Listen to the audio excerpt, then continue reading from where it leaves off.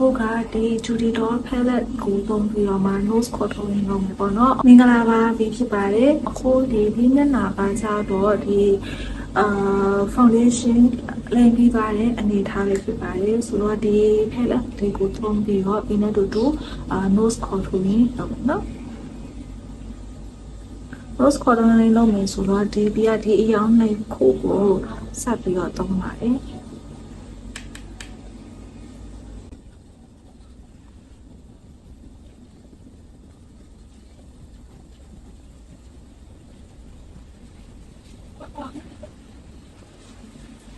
Okay,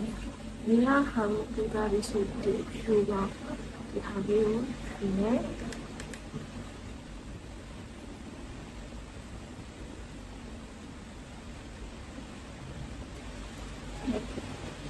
Pink body solution. Take it a little. Sugar line. Knock on it.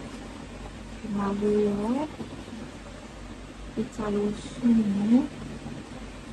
Have you? ဆက်လိုက်တယ်ဒါဒီရဲ့ component တွေကပြီးသွားပြီပေါ့နော်ပြီးတော့လို့ရှိရင်ဒါလေးကတော့အဆောင်စီရဲ့ plus ပေါ့နော်နံပါတ်ကတော့01မှာplus အနေနဲ့မရတယ် lipstick အနေနဲ့လည်းပုံလို့ရတယ်ဒါတော့ plus အနေနဲ့ကိုတော့ပုံရတယ်ဆိုတော့အဲ့ဒါလေးအကြောင်းအရမ်းမှသူ့ကိုရတယ်နော်ဒါမှအနေနဲ့ပြပြီ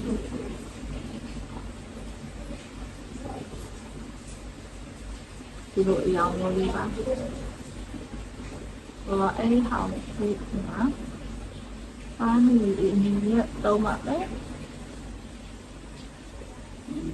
ညောင်းပါတာ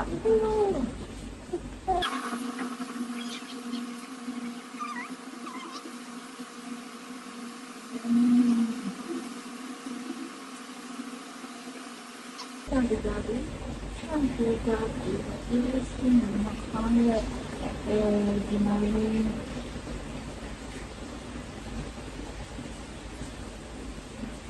ီလိုစီဒီလေးစတောင်းလေးမှာလည်းနားတုံးတယ်ဒီလိုအနားလေးမှာလည်းနည်းနည်းတော့နော်ဒီနားလေးမှာလည်းအနည်းတော့နော်ဒီလိုဒီမှာလည်းအနည်းတော့နော်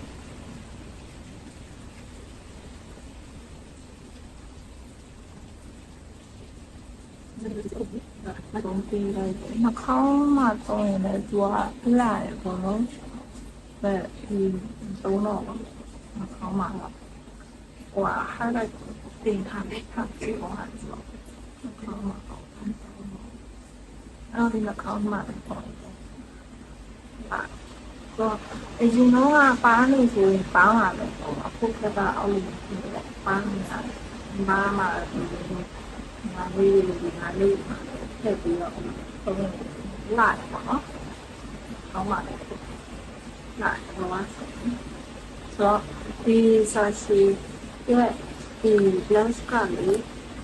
ပုံလာလို့ရှိရင်ပြောင်လေးဖြစ်နေတာပေါ့။ဒီလို blush ကအဲ့လိုပြောင် blush လေးကြိုက်တယ်နော်။ဒီရဲ့ကဲနောက်ဆုံး final result ကတော့Bye bye. Thanks for watching.